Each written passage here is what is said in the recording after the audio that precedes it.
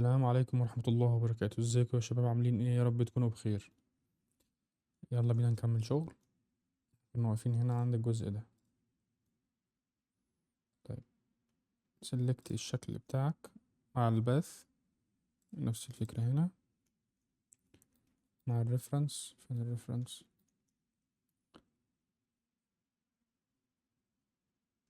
ده كده سلاش. تمام. نفذت الاوتلاينر، هتلاقي الملفات دخلت في بعضها، اللايرز دخلت في بعضها. يعني الريفرنس المفروض ما يكونش فيه الشيب ده كله، المفروض نمسك دول لحد هنا شيفت، طلعهم بره. وكمان ده ايه؟ ماشي، نظهر دلوقتي.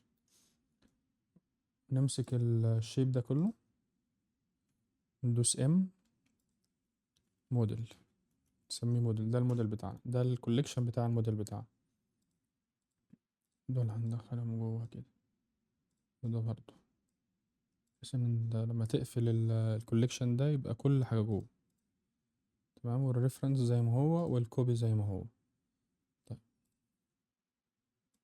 نظهر هنا، نروح تاني نخفي كل حاجة، نمسك ده وده وده ده ده. تمام، شيفت ريفرنس وبعدين سلاش، سلاش تاني. تمام.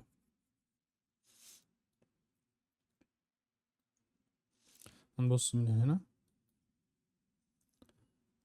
قبل ما نعمل اي حاجة هناخد كوبي من الشكلين دول عشان ممكن نحتاج نرجع لهم تاني. شيفت دي، انتر، ام، نروح على كوبي. تمام، دلوقتي هنمسك الشكل اللي هنا ونروح على الموديفاير، نعمل ابلاي للاري وبعدين ابلاي للكيرف. تمام، احذف بقى الباث اللي كان ماشي عليه اكس، خلاص. نفس الكلام هنا،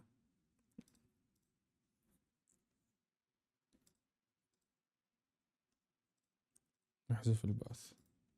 تمام. دلوقتي اللي هنشتغل عليه هو الشكل الداخلي، الباترن اللي جوه هنا. عشان نعمله محتاجين نقف في نص الشيب ده. طيب، السنتر بوينت بتاعته هو عند الكاروسيل، احنا عاوزينها في نص الكتلة بتاعته.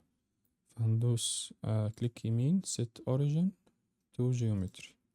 ده السنتر بوينت جت هنا اهي. هنجيب بقى الكاروسيل عندها هنا عشان خاطر لما ننزل كيوب ونبدأ نشتغل عليه يكون في نفس المساحة دي، ما نضطرش نحركها ونفضل نظبط فيها يعني كتير. shift s carousel to selected، ده جت هنا. تمام، shift a مش كيوب، ندخل في الايديت مود، اس صغر لحد لما يكون مثلا كمان شوية، سكيل في الزد كده مثلا، سكيل في الاكس الواي قصدي كده. تمام، امسك الشكل بتاعك وجي زد لحد لما ينزل تحت هنا، جي زد هنا كده عشان نشوف. بعدين نبص من هنا، وانت عامل سيلكت ادخل edit مود، وبعدين ندوس جي شيفت زد لحد هنا كده. محتاج يكبر شوية اس كده. وبعدين عاوزين نمط الشكل شوية على ما على الشمال كده، نعمل اس اكس كده مثلا، جي اكس لحد لما يبدأ معانا عند أول واحدة في الباترن هنا. خليه يعدل حدود الشكل. نمسك الفيرتكس واير فريم، نمسك دول جي اكس كده مثلا. بعدين نضيف له لوب كات، كنترول ار، سكرول لحد لما تزود مثلا كده مثلا. بعدين لوب بالعرض، نفس الفكرة. نروح لأداة تحديد الإيدج، نحدد الإيدج اللي احنا ضفناها دي كلها، Alt Shift كليك يحدد لك اللوب كله. تمام، حددهم كلهم.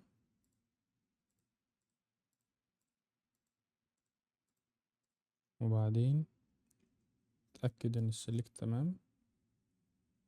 ماشي، كنترول بي،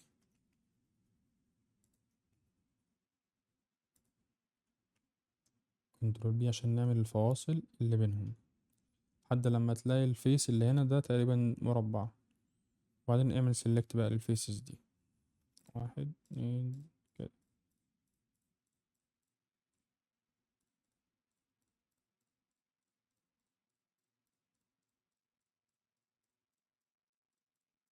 تمام، بالظبط ده اللي احنا عاوزينه. بعدين نعمل له insert face، I كليك، بعدين اس 0. تمام كده الفيس اللي احنا عملناه بقى 0 فمش ظاهر. نبص من هنا ونعمل جي زد لحد لما يطلع كده. تمام، حلو. احنا المرة دي هنا بقى مش هنعمل subdivision عشان ده تفاصيل كتيرة وهتكون تقيلة على الجهاز. اللي هنعمله ايه، هنسيبه زي ما هو كده. تمام، ونبص من هنا. طيب الباترن ده مكون من وحدة، الوحدة اللي هي الخط ده اللي هو القطعة دي، بس هي واخدة كيرف مش ستريت كده. احنا عاوزين نديها نفس الكيرف بقى ده. ادخل edit mode، اظهر الفيرتكس تقريبا النص بتاعه هنا. تمام، وبعدين حدد من الواير فريم كده. بعدين هنروح على أداة البروبوشنال اديتنج، من هنا نفعلها تخليها منورة كده. بعدين نروح عند التحديد اللي احنا عملناه، ندوس جي واي سكرول، هتلاقي البرش بتكبر معاك. شايف ده البروبوشنال اديتنج، دي البرش بتاعته لحد لما يمشي كده. خلي البرش كبير عشان خاطر يعمل تأثير كويس. مثلا كده مثلا كويس. محتاجين نلفه شوية، ار زد، اسف كنترول زد. بعدين نخلي السنتر بوينت في النص. لا، كليك يمين اوريجين، سيت اوريجين، خليها تو جيومتري لحد لما السنتر بوينت تيجي بتاعته هنا كده. ار زد عشان يلف كده، جي شيفت زد لحد لما يكون هنا. تمام. طيب عاوزين نعمل له تكرار بحيث ان هو يمشي معانا في محور الواي زي ما هو ماشي كده عشان نعمل العدد ده كله. تمام، واحنا عاملين سيلكت للشكل نروح على اد موديفاير، من جنريت نختار array. الاري هتلاقيه واخد في الفاكتور اكس، واخد رقم 1. هو كده بيعمل تكرار في الاكس، والتكرار بتاعه 2 1 2 اللي هو هنا. هنزوده مثلا نخليه 3، وبعدين نشيل رقم 1 من الاكس نخليه 0، ونخلي الواي هو اللي فيه 1. فكده عمل التكرار في الواي. دلوقتي هنزود الرقم بتاعنا كده. تمام، مثلا اي رقم لحد لما نظبط الشكل. طيب كده احنا عملنا التكرار للشكل ده. طيب عاوزين نعمل الكيرف اللي ماشي في الريفرنس، ان هو واخد لفة كده لبره. عشان نعمل الكيرف ده لازم نضيف له مسار يمشي عليه، نفس الفكرة اللي عملناها هنا في الشكل اللي بره هنا. تمام، هنضيف شيفت A. اول حاجة لازم نرجع الكاروسيل في مكانها في نص السبيس بتاعتك. شيفت S، كاروسيل توورد اوريجين، تلاقي السنتر بوينت رجعت هنا. بعدين شيفت A، من كيرف نختار باث. نلاقي اللاين ده ظهر لنا كده. اللاين ده مكون من فيرتكس 1 2 3 4 5. 5 فيرتكس، احنا محتاجين 3 بس منهم. تمام، نحذف 2، حدد 2 وديليت فيرتكس كده بقى معاك 3. نطلع بره الايديت مود واحنا عاملين له سيلكت، عاوزين نعمل له روتيشن بحيث ان هو يمشي بشكل مستقيم على الواي، ار زد 90. تمام. طيب هو كده لف بس الناحية التانية، نحركه جي واي لحد لما ينزل معانا هنا، لحد لما يكون هنا اهو تحت الشكل بتاعك. ادخل في edit مود، بعدين طول بقى الشكل ده شوية، جي واي لحد هنا، وهنا جي واي لحد هنا. تمام، نقفل البروبوشنال اديتنج عشان ما يعملناش مشاكل. نطلع بره الايديت مود ونمسك الشكل اللي هو الباترن اللي احنا عاملينه، نعمل له ايه، يعني زي نظام افكت يمشي على المسار اللي احنا عاملينه اللي هو الباث ده. نمسك الشكل ونروح على اد موديفاير، نضيف له من دي فورم كيرف. هنا الكيرف لونه احمر عشان خاطر لسه هو مش محدد ايه المسار اللي هيمشي عليه او ايه الكيرف اللي هيمشي عليه. هنروح على الاي دروبر نحدد الباث اللي احنا ضفناه. تمام، هو كده اخد المسار بتاعه، بس محتاجين نعدل فيه عشان خاطر يدينا الكيرف اللي هو المسار ده. امسك الباث وروح edit مود. كده احنا عندنا 3 فيرتكس دول هما اللي هيدونا الكيرف اللي هنا. امسك اول واحدة مثلا جي اكس كده، بص شايف الاوتلاين الاسود الصغير ده، هو ده المسار اللي هو هيمشي عليه. تمام، اطلع بره الايديت مود وامسك الشكل بتاعك، حركه في الواي، جي واي. تمام، انت ممكن الاتجاهات عندك تكون مختلفة، بس هي الفكرة ان هو الباث اللي بتنزله بيعتمد مثلا اتجاه معين انت بتمشيه فيه، زي ما احنا عملنا له روتيشن ومشي في الواي، وكذلك الباترن اللي هتمشيه عليه نفس الفكرة، بيعتمد اتجاه انت بتمشي عليه. تمام، بعد لما بتضيف له كيرف وتخليه يمشي، تحدد له من الكيرف هنا ان هو يمشي على المسار ده، هو بياخده كمسار وبيمشي عليه. بقى انت تقدر تعدل في الباث ده عشان خاطر يديك الانحناء اللي انت عاوزه او الشكل المسار اللي انت عاوزه. تمام، هي الحتة دي فيها شوية لخبطة، بس انت حاول ايه يعني تفهمها على قد ما تقدر، وواحدة واحدة، ولما تطبقها مرة واتنين هتوصل لك كويس يعني. طيب احنا هنعمل ايه دلوقتي؟ هنمسك الباث، ندخل edit مود، نظبط الانحناء كويس.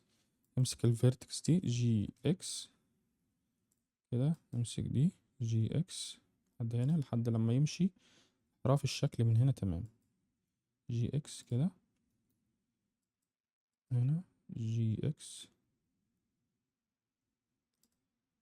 جي اكس. تمام، زي الفل. انت خد وقتك في الكلام ده، تقدر تظبط فيه براحتك لحد لما تلاقي الشكل المناسب اللي يمشي معاك. تمام، احنا كده خلصنا الجزء اللي هنا، لسه الجزء التاني.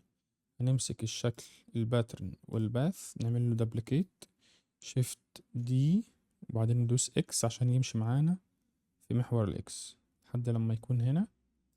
احنا بنظبط الحرف بتاعه مع المكان اللي فاضي في الريفرنس. تمام، اللي هو الخط اللي فاضي في النص ده. طيب احنا كررناه كده، هنمسك الباث بتاعه edit مود، نمسك بقى ايه تعديل في الفيرتكس بتاعته جي اكس كده. تمام، ممكن نزود له واحدة كمان. نمسك الباترن، نروح على الاري، نزود رقم. تمام، كده هو ظبط معانا. تمام، لو جيت تبص كده. تمام، بس بنعمل الباترن بعد كده هنديله الكيرف بحيث ان هو يمشي مع النعل بتاعنا. تمام، طيب دلوقتي هنعمل ايه؟ هنمسك الشكل اللي احنا عملناه، الاعدادات والخطوات اللي احنا عاملينها دي عاوزين نحفظها عشان ممكن الشكل يبوظ مننا، فنضطر نرجع تاني للموضوع ده. سيلكت الشكل الباترن مع الباث بتاعه، شيفت دي، انتر، ام، روح على الكوبي. دلوقتي امسك الشكل بتاعك ده، اروح على الموديفايرز، اعمل ابلاي للاري، الابلاي للاري الاول، وبعدين ابلاي للكيرف. نفس الفكرة في الشكل التاني، ابلاي array، ابلاي كيرف. دلوقتي امسح الباث ده، مش محتاجين، هو خلاص اخد الافكت بتاعه وطبقنا التأثير بتاعه. خلاص مش هنقدر نعدل في الاتجاهات تاني، لكن كده احنا وصلنا للمرحلة اللي احنا عاوزينها يعني. طيب كده احنا عملنا الشكل ده، نفس الخطوات اللي احنا عملناها هنا، نفس الكلام اللي احنا عملناه هنا هتعمله في الجزء اللي هنا. هيبقى عندك باث وعندك باترن بتعدل فيهم، ماشي، لحد لما توصل للشكل ده. في الفيديو الجاي ان شاء الله هنشرح ازاي بنقطع بقى الباترن ده بحيث ان هو يكون ماشي زي الريفرنس كده. تمام. واحنا كده وصلنا لنهاية الفيديو ده، وشكرا، واتمنى ان انتوا تكونوا استفدتوا وشرح واضح. هو الشرح بس ممكن يكون يعني بديهي جدا وصريح، بس عشان خاطر تبقى انتوا شايفين انا بشتغل ازاي. يعني لازم يكون الشرح كده مفيهوش مونتاج عشان خاطر نعيش الرحلة مع بعض يعني. وشكرا، السلام عليكم ورحمة الله وبركاته.